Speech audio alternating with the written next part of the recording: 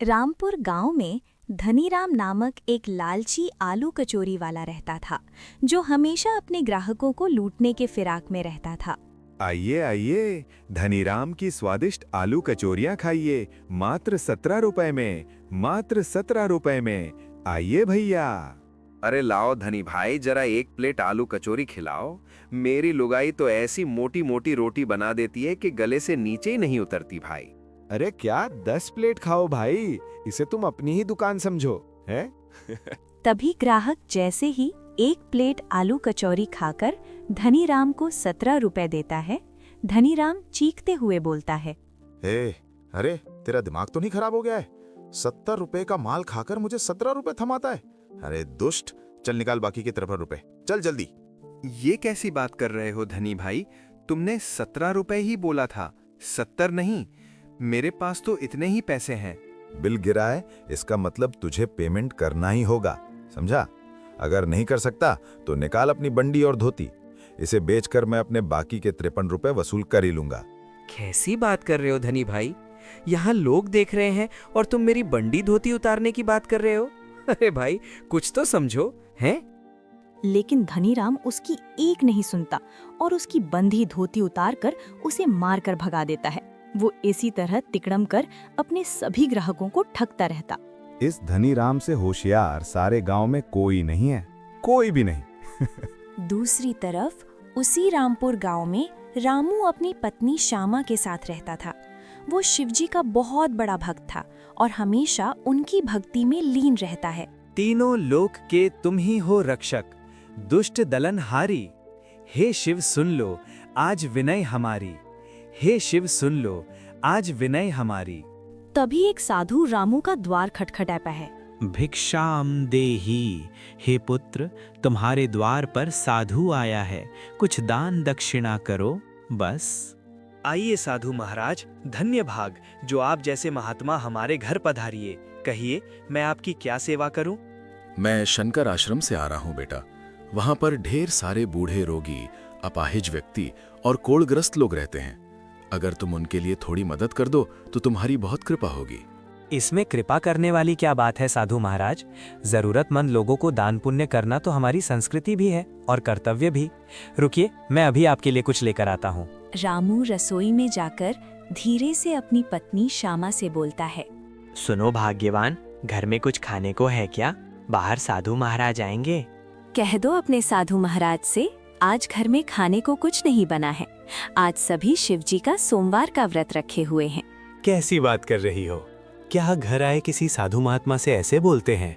ऊपर कैलाश से शिवजी ये देखेंगे तो हम पर कोई कृपा नहीं करेंगे। वैसे भी अभी कौन से आपके शिवजी कृपा की लाइन लगा दे रहे हैं? कितने दिन हो गए भरपेट खाना खाए हुए। आज जैसे तैसे अपना पीतल का कंगन बेचकर थोड़ा राशन का जुगाड़ किया तो उस पर भी आपके साधु महाराज की नजर गड़ गई।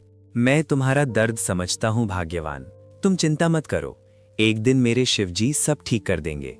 मुझे अपने आराध्य पर पूरा विश्वास है। तभी रामू द्वारा तमाम मान मुन्नोवल करने के पश्चात श्यामा अपना सारा राशन और पैसे रामू को दे देती है और रामू उसे साधु को देते हुए बोलता है, ये लीजिए साधु महाराज, इस गरीब से बस इतना ही जुगाड़ हो पाया, लेकिन मैं आपको वचन देता हूँ कि अब से मेरे पास जब भी थोड़े बहुत पैसे जमा होंगे वो मैं हर महीने आपके आश्रम में पहुँचा दिया करूँगा, क्योंकि सभी प्राणी मेरे शिवजी के अंश हैं। उनकी सेवा करना हमारा परम धर्म है। साधु रामू से भिक्षा ले खुशी खुशी वहां से चला जाता है और रामू फिर से शिवजी की भक्ति में लीन हो जाता है। तुम सागर हो ज्ञान के माता, पार्वती के भरतार। तुमने ही अमृत मंथन से निकले विष को पीकर किया सारे जग का उद्धार। हे मेरे भोले शिवजी, हे मेरे भोले शिवजी। तभी श्यामा गुस्से से आग बबूला हो जाती और कड़कते हुए रामू से बोलती है, अगर आपका भजन कीर्तन हो गया हो तो थोड़ा काम पर भी ध्यान देंगे भक्त रामू जी। सारा राशन तो उठाकर आपने अपने साधु महाराज को दे दिया, अब हम दोनों क्या खाएंगे? खाने पीने के लिए तुम्हें कोई शिवजी नहीं आकर देंगे, समझे? ओह, अच्छा हुआ तुमने मुझे याद दिला दिया भाग्यवान। जब मैं शिवजी की भक्ति में रहता हूँ तो समय का ध्यान ही नहीं रहता। तभी रामू अपने कंधे पर एक गटर कपड़ा उठाए उसे बाजार में बेचने निकल पड़ता है। कपड़े ले लो, कपड़े, रंग बिरंगे कपड़े, प्यारे प्यारे कपड़े, सस्ते दाम पर सबसे अच्छे कपड़े। लेकिन सुबह से शाम हो जाती है और रामू का एक भी कपड़ा नहीं बिकता है। अरे दिन भर कपड़ा ला ला के मेरा तो कंधा दर्द करने लग गया है। एक भी कपड़ा बिकने का नाम नहीं लेता। अब मैं श्यामा को क्या मुंह दिखाऊंगा? वो तो सुबह से भूखी होगी। रामू जानबूझकर देर रात तक अपने घर पहुंचता है, जहां वो देखता है कि श्यामा भूखे पेट सो गई है। आज तो बाल बाल बचा रामू। अगर श्यामा ने तुम्हें देख लिया तो कच्चा चबा जाएगी। इसलिए भला इसी में है कि जब तक कुछ कमाई ना हो अपनी बीरी से नजरें चुरा कर रहो। तभी तड़के सुबह भोर में श्यामा के जागने से पहले ही रामू चुपके से अपना कपड़े का गट्ठर उठाकर भाग जाता है। तभी उस पर उसके पड़ोसी धनीराम की नजर पड़ जाती है और वो चिल्लाने लगता है, अरे भाई, चोर चोर चोर चोर, अरे कोई पकड़ो उसे, वो सामान लेकर भाग रहा है। तभी गांव वाले जाग जाते हैं और रामू को पकड़ लेते हैं। गांव का मुखिया मंगल बोलता है, मुझे तुमसे ऐसी उम्मीद नहीं थी रामू। तू तो शिवजी का इतना बड़ा भक्त था। उनसे बहादुरी, कुशलता, दया, दक्षता सीखने की जगह ये चोरी चकारी करना कहाँ से सीख गया तू? अरे हम कोई चोर नहीं है मुखिया जी। वो तो हम अपनी पत्नी श्यामा के सवालों से बचने के लिए सुबह भोर में ही भाग रहे थे। रामू मुखिया को अपनी सारी आपबीती बताता है। मुखिया जी हंसते हुए बोलते हैं, तो ये बात है रामू। ठीक है, एक काम कर, तू अपना सारा कपड़ा मुझे दे दे और ये कुछ रुपया पकड़ और इससे कोई नया धंधा चालू कर। लगता है कपड़ा बेचना तुझे सूट नहीं करता। रामू मुखिया से पैसे लेकर एक रेड़ी किराए पर लेकर सब्जी बेचने का काम करने लगता है। सब्जी ले लो, सब्जी, ताजी ताजी सब्जी, औषधि जैसी सब्जी। लेकिन सुबह से शाम हो जाती है और रामू की एक भी सब्जी नहीं बिकती। हे शिवजी, ये क्या हो रहा है मेरे साथ? मेरी किस्मत खराब है या मैं ही पनौती हूँ?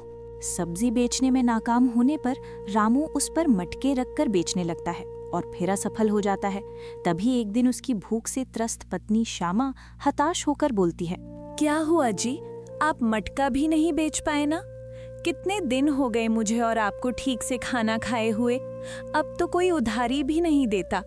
आज रास्ते पर फेंकी हुई एक बासी रोटी उठाकर खा ली थी। तभी से मेरे पेट में बहुत दर्द हो रहा है। लगता है अब मैं जिंदा नहीं बचूंगी। शुभ शुभ बोलो भाग्यवान, शिव जी ने चाहा तो सब ठीक हो जाएगा। श्यामा की ये दुर्दशा देख रामू अंदर तक टूट जाता है और शिवजी के संगीत मंदिर में जाकर खूब रोता है। हे शिवजी, हे भोलेनाथ, मेरी भक्ति में क्या कमी रह गई है जो आप हमारी इतनी परीक्षा ले रहे हैं? कब आपकी कृपा होगी? कब मेरे दुख दर्द दूर होंगे? बताइए शिवजी, बताइए। रामू रोते रोते वही शिवजी के मंदिर में सो जाता है। तभी उसके सपने में शिवजी आते हैं और बोलते हैं, उठ रामू, उठ जा बेटा, अपनी आंखें खोल। देख, तेरे पुकारने पर मैं आ गया हूँ। तू मुझे अपने हाथ की बनी गर्मा गर्म आलू कचौरी खिला। मुझे तेरे हाथ की आलू कचौरी बहुत पसंद है। जब भी तू अपने आलू कचौरी का भोग मुझे लगाकर बेचेगा, तेरी उस आलू कचौरी में मैं अपनी कृपा भर दूंगा, जिसे चाहकर भी कोई नापसंद नहीं कर सकता। तभी रामू की नींद अचानक से खुल जाती है और वो देखता है कि उसके सामने ढेर सारा चमकता हुआ आलू रखा है। वो चहकते हुए बोलता है, आखिरकार मेरी प्रार्थना सुन ही ली भगवान, आपका बहुत बहुत धन्यवाद। शिव जी की जय हो, शिव जी की जय हो। तभी रामू उस आलू का प्रयोग कर ढेर सारा आलू कचौरी बनाता है और बाजार में बेचने निकल जाता है। कचौरी ले लो कचौरी, गर्मा गर्म आलू कचौरी, रामू की आलू कचौरी। तभी मुखिया जी रामू की दुकान पर आकर बोलते हैं, अरे मान गए रामू, तू अपना धंधा तो ऐसे बदलता है जैसे कि कपड़े बदलता हो। खैर, जरा हमें भी खिलाओ अपने आलू कचौरी, देखो कैसा लगता है। उस धनी का आलू कचौरी खाकर तो मैं ऊब गया हूँ। सरवा बहुत लूटता है साला। मुखिया जी जैसे ही रामू की आलू कचौरी खाता है, उसके आश्चर्य का ठिकाना ही नहीं रहता।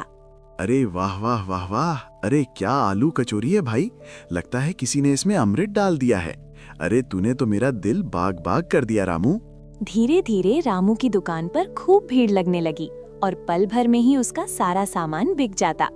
ये देखकर उसका पड़ोसी धनीराम जलने भुनने लगता। जब से इस रामू ने अपने आलू कचौरी की दुकान खोली है, तब से तो मेरा बिक्री बट्टा होना ही बंद हो गया है। इस रामू का तो कुछ करना पड़ेगा, नहीं तो ये मुझे कहीं का नहीं छोड़ेगा। तभी धनीराम की नजर रामू पर गई, जो अनेकों भूखे, अपाहिज, बेसहारों को अपनी आलू कचौरी फ्री में दे रहा था। ये लो अम्मा, ये लो चाचा, ये कोई साधारण आलू कचौरी नहीं बल्कि शिवजी की प्रसाद है। इसे खाते ही तुम सब बिल्कुल ठीक हो जाओगे। और हाँ, और इस सोमवार शिवजी के मंदिर में आना मत भूलना। मैंने वहाँ आलू कचौरी का विशाल भंडारा रखा है। वो आलू कचौरी खाते ही सभी बिल्कुल स्वस्थ हो जाते और रामू को ढेर सारा आशीर्वाद देते हुए वहाँ से चले जाते। धनीराम ये सब पेड़ के पीछे छिपकर देख रहा था। इस रामू को अपने रास्ते से हटाने का रास्ता मुझे मिल ही गया। मैं भी देखता हूँ इस सोमवार को वो आलू कचौरी का विशाल भंडारा कैसे करता है। अगले दिन जब रामू भंडारे के लिए खेतों से ढेर सारा आलू लेकर आ रहा था, तभी उसकी नजर एक बूढ़े व्यक्ति पर पड़ी, जो अपने सर पर बड़ा सा गट्ठर लाते हुए था और थकान से हाँफ रहा था। रामू अपने आलू की टोकरी को रास्ते पर रख उस बूढ़े व्यक्ति के पास जाकर बोलता है, ये गट्ठर मुझे दे दो बाबा, मैं आपके घर तक पहुंचा देता हूँ। बूढ़ा वो गट्ठर रामू के सर पर लाद देता है और अपने घर की तरफ बढ़ने लगता है। तभी पीछे से धनीराम आलू की टोकरी के पास आकर उसमें जहर मिला देता है। मेरी मदद करने के लिए आपका बहुत बहुत धन्यवाद बहरूपिया बाबा। इतने अच्छे अभियान के लिए मैं आपको एक आलू कचौड़ी ज्यादा खिलाऊंगा। अब ये रामू और उसका आलू कचौड़ी दोनों गए। तभी रामू के बुलाने पर सोमवार के दिन शिवजी के मंदिर में सारे गांव वाले आ जाते हैं, जिसे देख रामू बहुत खुश होता है और वो सारा आलू शिवजी को भोग लगाते हुए बोलता है, आपकी कृपा सागर से भी महान है शिवजी, और आपकी लीला सबसे न्यारी। कहा तो मैं कुछ दिन पहले सूखी रोटी को भी तरस रहा था और कहा आज मैं सारे गांव को निशुल्क आलू कचौरी खिला रहा हूँ। आपने सही कहा जी, मैं पागल थी जो शिवजी की कृपा पर शक कर रही थी।